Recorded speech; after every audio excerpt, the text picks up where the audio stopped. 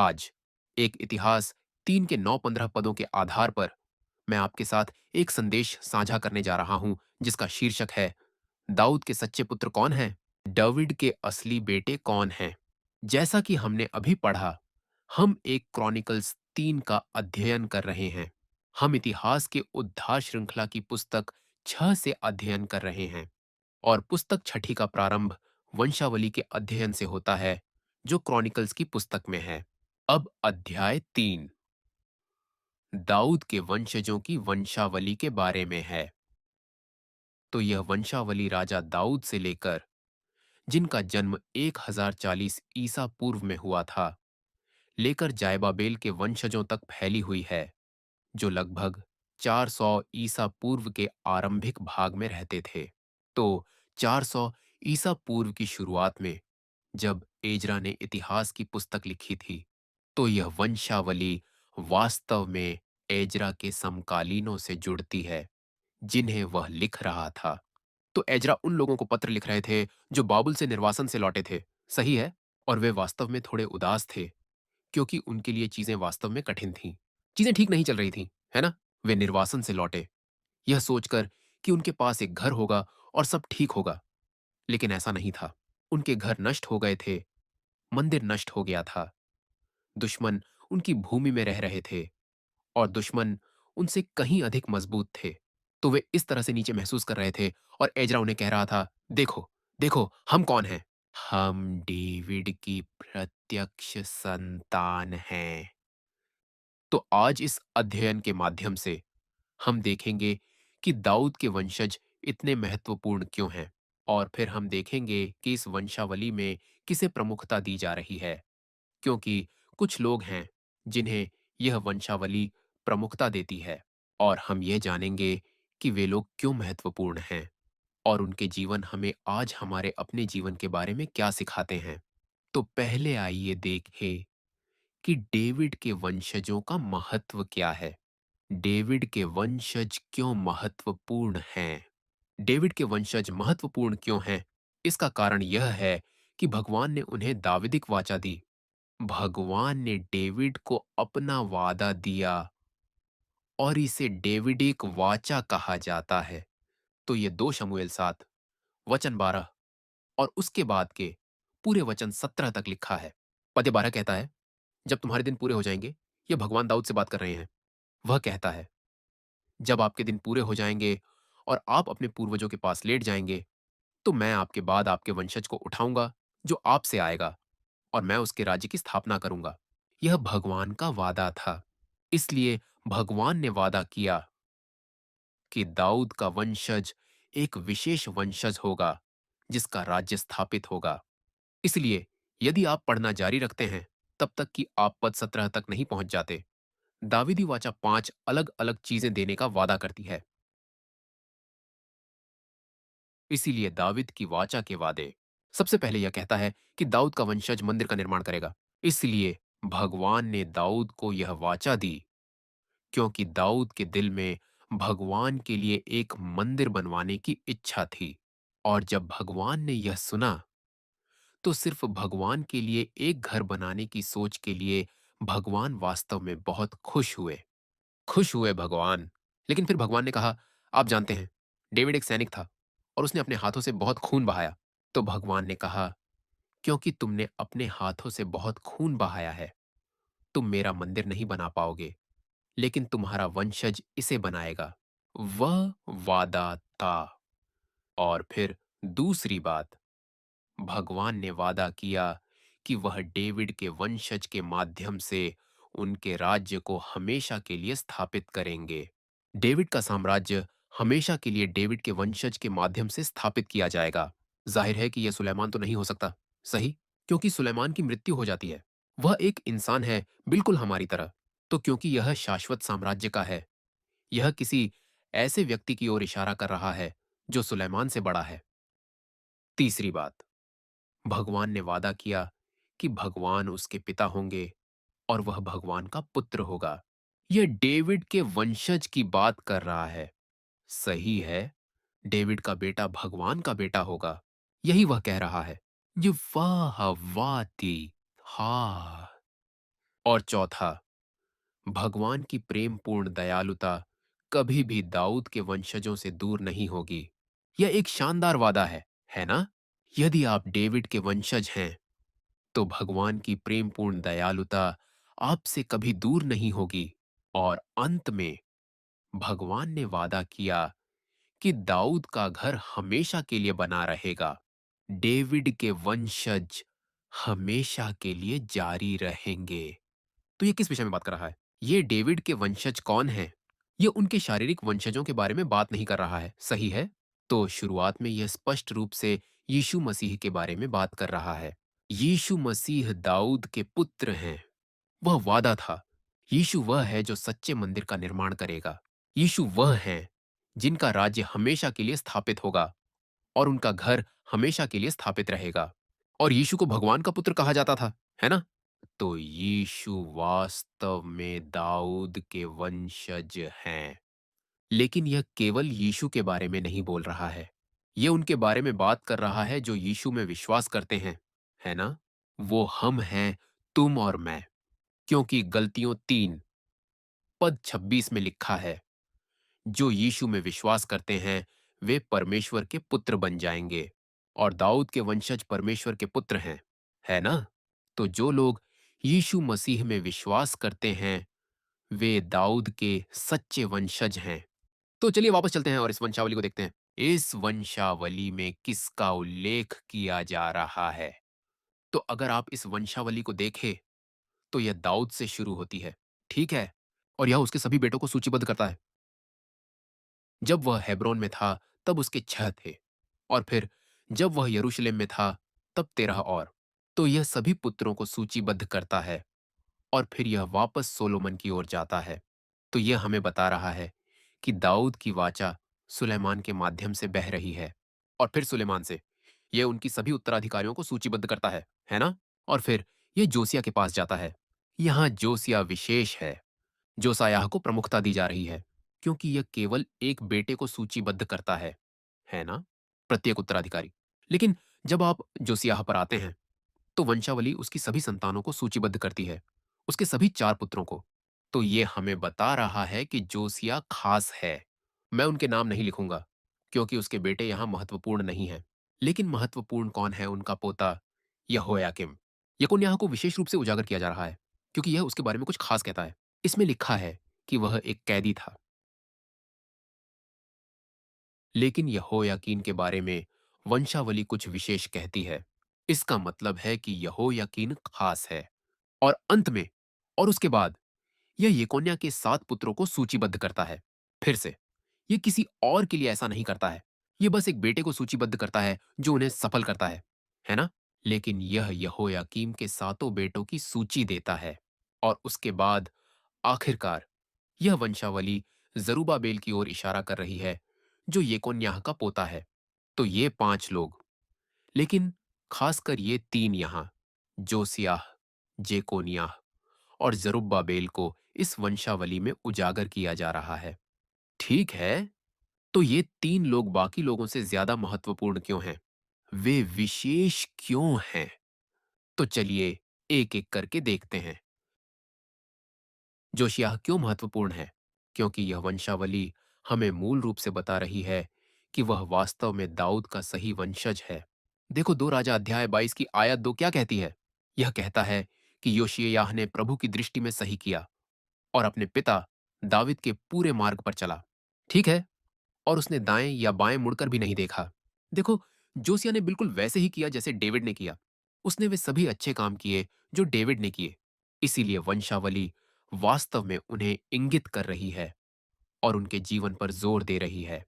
जोशियाह यहूदा के दक्षिणी राज्य के अंतिम अच्छे राजा थे और उसने बाबुल ले जाए जाने से पहले अंतिम धार्मिक सुधार की शुरुआत की। और जोसिया का सुधार अनोखा था, क्योंकि यह एक शब्द केंद्रित सुधार था, है ना? इसलिए योशिय्याह से पहले वे व्यवस्था की पुस्तक खो बैठे। क्या तुम इस पर यकीन कर सकते हो? उन्होंने बाइबिल खो दी। राजाओं के पास अपनी-अपनी बाइबलें थीं। मंदिर में पुजारियों के पास कानून की एक विशेष पुस्तक थी, है ना? और उन्होंने इसे खो दिया और किसी ने उसे खोजने की ज़हमत नहीं उठाई। यह वही आध्यात्मिक स्थिति थी जिसमें वे योशिय्याह के पहले थे। तो इसका मूल रूप से मतलब है कि कोई भी बाइबल नहीं पढ़ रहा था। उन्हें यह भी नहीं पता था कि उन्होंने इसे खो दिया। वो कितना बुरा था। और फिर जोसियाह के समय में मंदिर की मरम्मत के दौरान उन्हें बाइबल मिली, तो उन्होंने आखिरकार मंदिर की मरम्मत कर दी। तो बस इसके बारे में सोचें।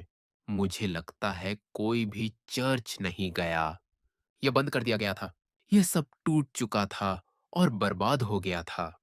किसी ने भी आकर इसे साफ करने की कोशिश नहीं की जब तक कि जोसिया नहीं आए और कहा, हम इसे होने नहीं दे सकते। तो उसने अपने सभी पुरोहितों और अपने लेवियों को वहां जाकर मंदिर की सफाई और मरम्मत करने के लिए भेजा। और जब वे मंदिर की मरम्मत कर रहे थे, तो उन्हें कानून की पुस्तक मिली और वे इसे राजा के पास ले आए और उन्होंने इसे योशिय्याह के सामने पढ़ा। और जोसिया की प्रतिक्रिया क्या थी? उसकी क्या प्रतिक्रिया थी? एक इतिहास 34 के श्लोक 18 और 19 में यह हुआ था।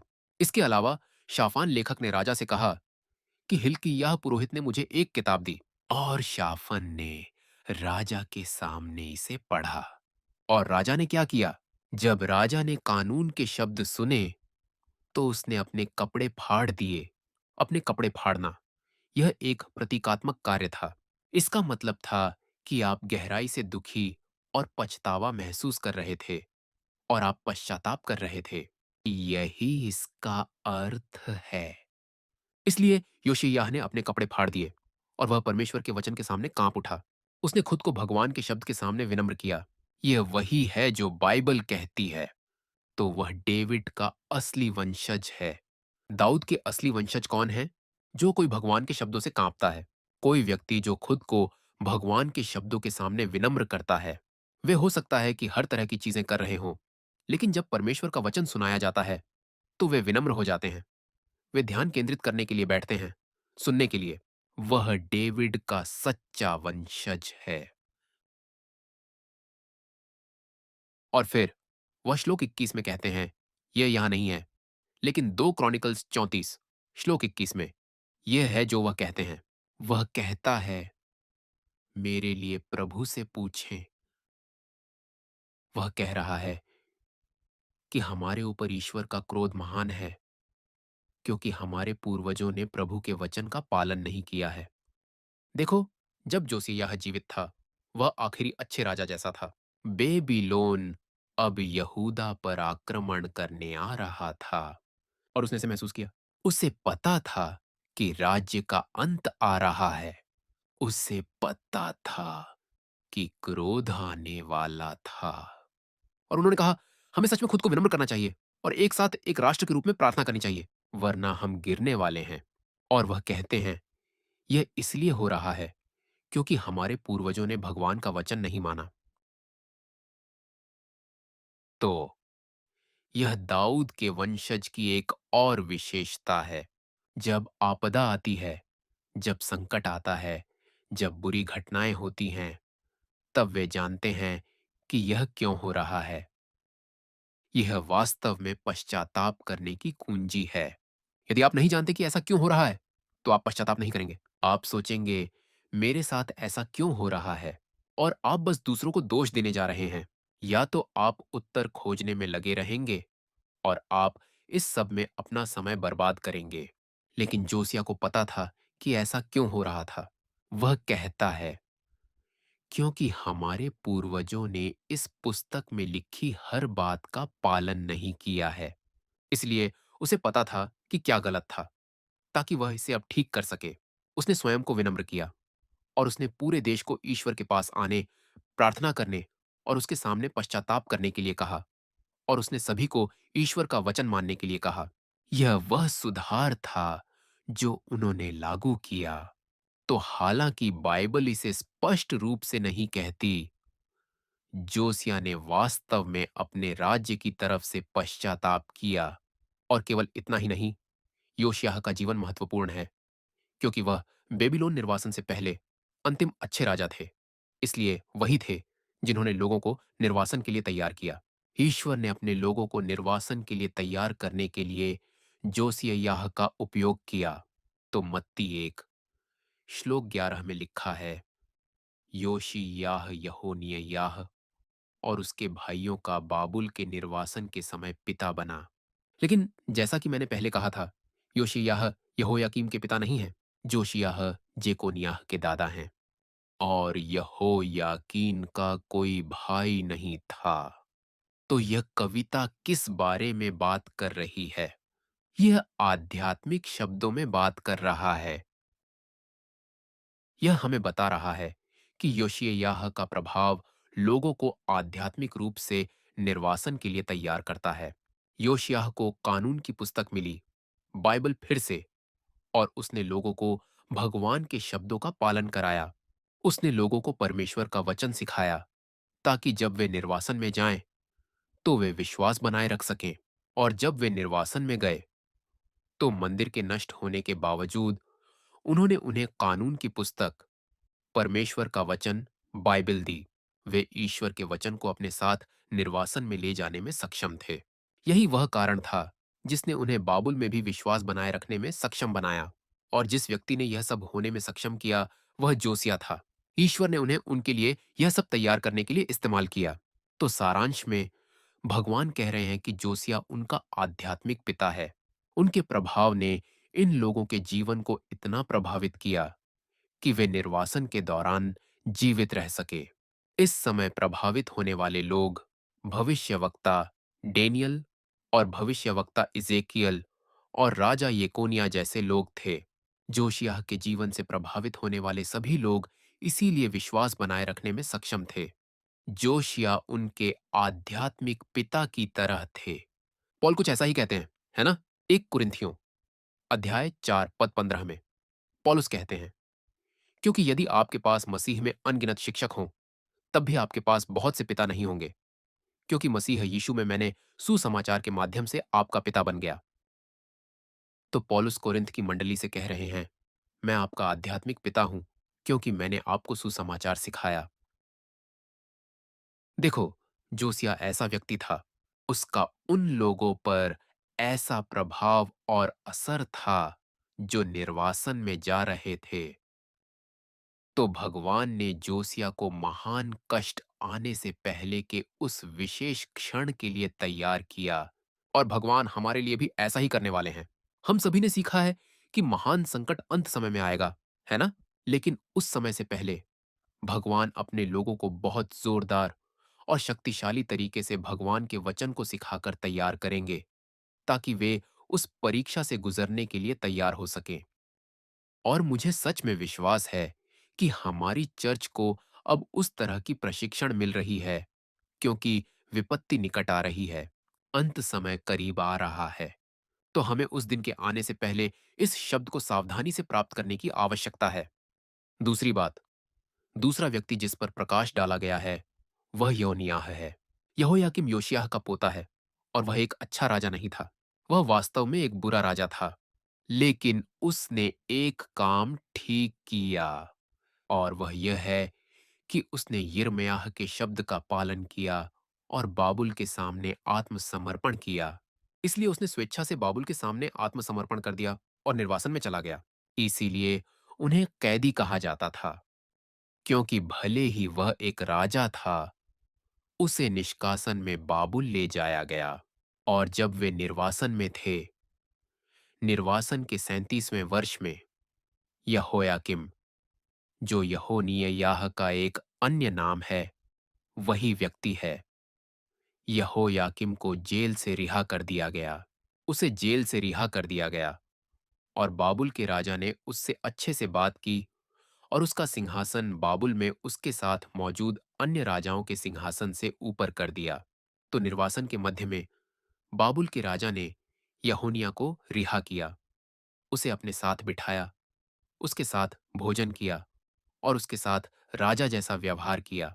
तो कल्पना करें कि अगर आप उन दिनों निर्वासन में रह रहे यहूदी होते और आपने अपने राजा को बाबुल के राजा के साथ बैठा देखा, तुम सोचोगे, ओह, वह हमारा राजा है। वह जेल से रिहा हुआ था, तो शायद हमें भी एक दिन रिहा कर दिया जाएगा।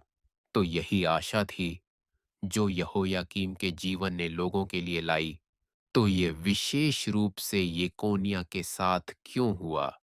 यह सबसे अधिक संभावना है क्योंकि जेकोनियाह ने जेल में रहते हुए पश्चाताप किया।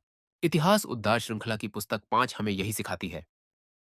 ऐसा इसलिए है क्योंकि उसने जेल में रहते हुए पश्चाताप किया, इसलिए भगवान ने उसे जेल से रिहा कर दिया। डेविड की सबसे महत्वपूर्ण विशेषता यह थी कि वह एक ऐसा व्यक्ति था जो पश्चाताप करता था। इसीलिए भगवान उससे बहुत प्रसन्न हुए। पश्चाताप परमेश्वर का बच्चा बनने की कुंजी है। बाइबल कहती है कि पाप हमें भगवान से अलग कर देता है, लेकिन पश्चाताप उस पाप को हटा देता है ताकि हम फिर से भगवान के साथ एक हो सकें। जो तीसरा व्यक्ति हाईलाइट किया गया है वह जरुब्बाबेल है। जरुब्बाबेल का अर्थ है बाबुल में जन्मा, और जरुब्बाबेल उन लोगों के नेता थे जो बाबुल से वापस आए थे, और जरुब्बाबेल यीशु मसीह की भविष्यवाणी करता है। तो नाम का अर्थ महत्वपूर्ण है। वह बेबीलोन में पैदा हुआ था। यह हमें यीशु के बारे में क्या सिखाता है? आने वाले मसीह के बारे में। वह इस दुनिया में हमारे जैसे ही पैदा होगा, हम में से एक के जैसा, पापी मनुष्य के बाहरी रूप में, हालांकि अंदर से वह निर्दोष है। ईसाया अध्याय 53 पद 12 में लिखा है कि उसे अपराधियों में गिना गया। वह पापियों में से एक था। वह बस एक आम इंसान था, या ऐसा लगा, लेकिन वह मसीहा परमेश्वर का पुत्र था। जब जरुब्बाबेल लोगों को बेबीलोन से वापस उनके वतन ले आए, तो इसका कारण क्या था? वापसी का उद्देश्य क्या था? एजरा अध्याय 1 पद 3 में कहा गया है, जो कोई आप में से है, अपने सभी लोगों में से, उसका भगवान उसके साथ हो, उसे यहूदा में स्थित यरूशलेम जाने दो और प्रभु के घर को फिर से बनाओ। यह इसका उद्देश्य है। यह कारण है कि उन्हें जाने दिया गया, आजाद कर दिया गया। उद्देश्य मंदिर का पुनर्निर्माण करना है। यह काम जेरुब्बाबेल को करना था। तो ये हैं दाऊद के असली वंशज। क्योंकि दाऊद को परमेश्वर से वाचा मिली, क्योंकि उसकी इच्छा थी कि वह परमेश्वर का घर बनाए। और बाइबल कहती है, वे लोग जो जरुब्बाबेल के साथ वापस गए, वे सभी थे जिनकी आत्मा को भगवान ने प्रेरित किया था कि वे ऊपर जाकर भगवान के घर का पुनर्निर्माण करें। ये सभी लोग थे जिनकी आत्माएं पवित्र आत्मा द्वारा प्रेरित थीं। यह दाऊद के असली वंशज हैं। उनकी आत्माओं को भगवान ने भगवान का कार्य करने की इच्छा से प्रेरित किया। ये वही लोग हैं जिनका उपयोग भगवान करेंगे। तो अंत में इन सब का मुक्ति ऐतिहासिक सबक क्या है? हमें यह क्यों जानना आवश्यक है? याद रखें कि यह वंशावली एक संदेश है जो निर्वासनोत्तर समुदाय के लिए लिखा गया है। ये वे लोग हैं जो निर्वासन से लौटे थे, लेकिन वे कठिन समय का सामना कर रहे थे, और उनकी जिंदगी हमारी जैसी ही है। हम ईसाई होने के नाते हम संसार से बाहर आकर चर्च में आए, सही? सोच रहे हैं कि जब आप यीशु मसीह पर विश्वास करते हैं तो सब कुछ ठीक हो जाएगा, सही है? कि हम बस अमीर और अच्छे रहेंगे और कुछ भी बुरा नहीं होगा। लेकिन हमेशा ऐसा नहीं होता, है ना? जिंदगी वैसी ही है। तो यहाँ भगवान हमें क्या सिखाने की कोशिश कर रहे हैं? याद रखें कि डेविडिक वाचा ने कहा था कि भगवान डेविड के बच्चों के पिता होंगे और वे उनके पुत्र होंगे। और फिर भगवान ने कहा, मैं उन्हें कभी नहीं छोड़ूंगा, मैं उनके साथ रहूंगा। और अगर वे गलत करते हैं तो भगवान ने कहा, मैं उन्हें अनुशासन में लाऊंगा। यही मुख्य बात है। हमारी जिंदगी में कुछ नहीं बदला है सिवाय इस तथ्य के कि अब भगवान हमारे पिता हैं। वह हमारे साथ है, और जब हम उनकी बात नहीं मानते हैं, वह हमें अनुशासित करते हैं। लेकिन जो लोग दुनिया में हैं, वह नहीं। वह मूल रूप से परवाह नहीं करता है। यह वैसे ही है जैसे आपके माता-पिता आपको गलत काम करने पर अनुशासित करेंगे, है ना? लेकिन वे आपके दोस्तों या आपके पड़ोसी के बच्चों को अनुशासित करने नहीं जा रहे हैं, क्योंकि वे उनके अपने नहीं हैं। यह भगवान के साथ भी ऐसा ही है। वह केवल डेविड के वंशजों को अपने बच्चे कह रहा है और वह उन्हें अनुशासित करने जा रहा है क्योंकि वह उनकी परवाह करता है। यही वादा उन्होंने हमसे किया था। ईश्वर पाप के साथ निवास नहीं कर सकते। यही तो बाइबल कहती है। लेकिन भगवान हमारे साथ रहना चाहते हैं।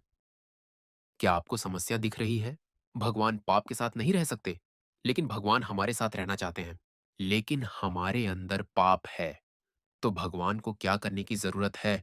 उसे वह पाप हमसे दूर करना होगा। उस पाप को मिटाने के लिए उसे हमें अनुशासित करना होगा। उसे हमें प्रशिक्षण देना होगा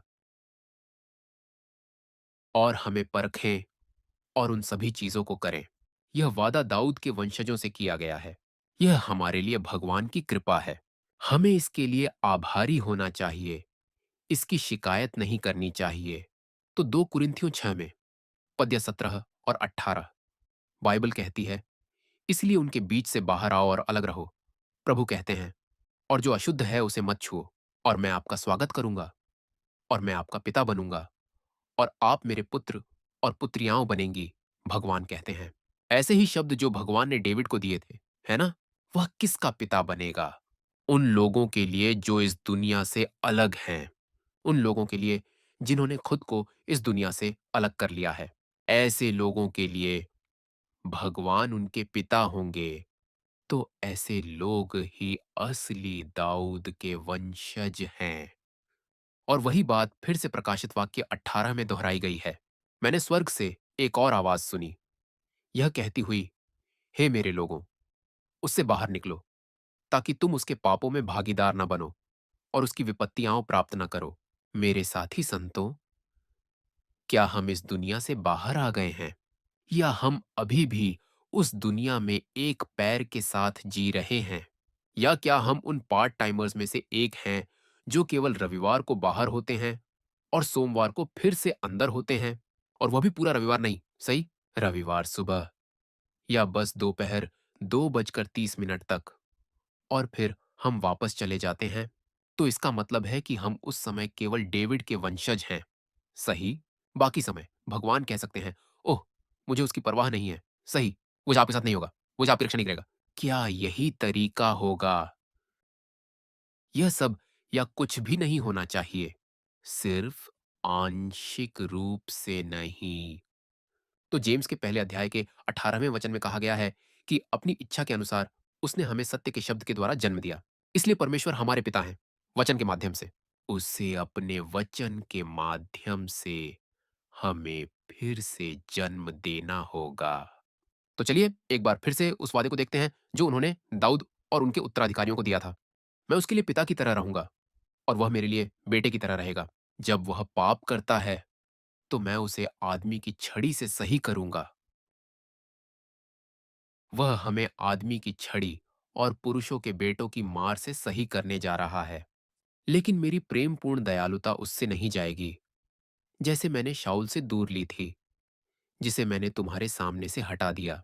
यही है जिसके लिए हमें उसका शुक्रिया अदा करना चाहिए।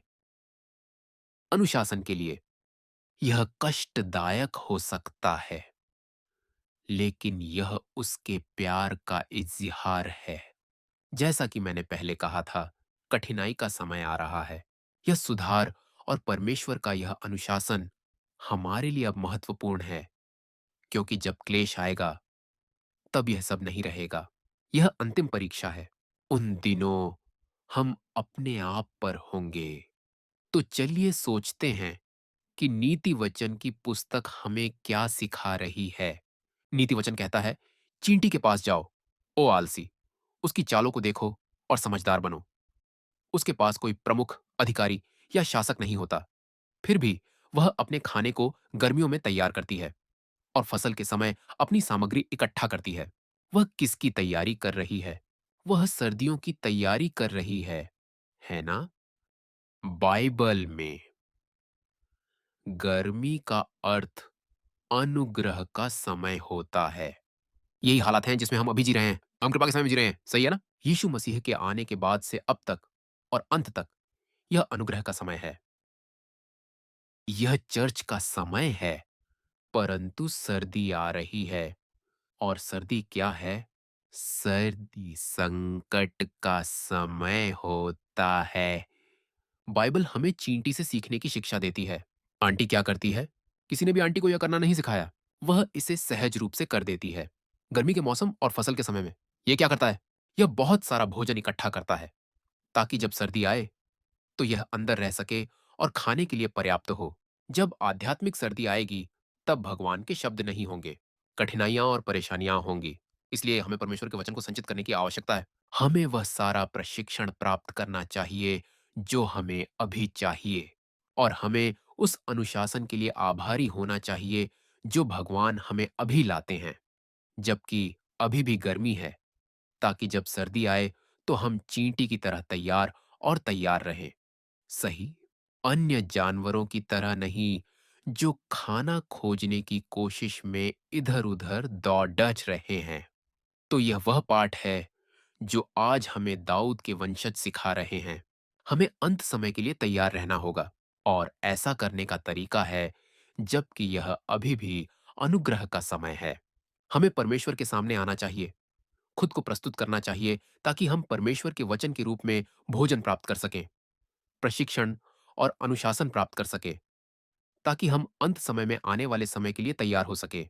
मैं प्रार्थना करता हूं कि हम सभी दाऊद के सच्चे वंशज बने। आमीन।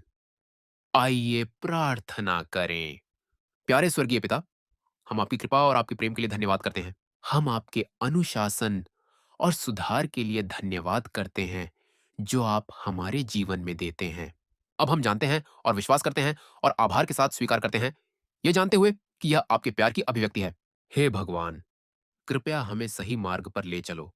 अगर हम गलत करते हैं, तो कृपया हमें सीखने में मदद करें, ताकि हम फिर से वही गलतियां ना करें, और हम आपके समक्ष शीघ्र पश्चाताप करें, ताकि हम अपने जीवन से सभी पापों को हटा सकें, ताकि हम आपके साथ सदा रह सकें। परमेश्वर, हमें चींटियों से सीखकर अंतिम समय की तैयारी करने में मदद करें। हमने कई बार सुना है कि यह आ रहा है, यह आ रहा है, कि यह सिर्फ एक और शब्द हो सकता है जो हमारे कानों से गुजर जाता है। लेकिन भगवान, मैं प्रार्थना करता हूं कि आपकी आत्मा हमारे दिलों को पकड़ ले, ताकि हम इस शब्द को गंभीरता से ले सकें, ताकि हम उन दिनों के लिए गंभीरता से तैयारी कर सकें, और हम सभी उस कष्ट से गुजर सकें जो आप हमें अपनी कृपा से देते हैं। इस समय हम आपको धन्यवाद देना चाहते हैं उस भेंट के साथ जो हम आपको देते हैं। प्रभु, कृपया उन सभी हाथों को याद रखें जो दे रहे हैं। उनमें से हर एक को आशीर्वाद दें, ताकि उनके जीवन में किसी चीज की कमी ना हो। उन्हें हमेशा कुछ न कुछ ऐसा मिले जिसके लिए वे शुक्रगुजार रह सकें, और उनकी भेंट आपके अनुग्रह के सिंहासन तक पहुंचाई जाए, और आप उनकी भेंट से प्रसन्न हो। आइए तालियों से भगवान की महिमा करें।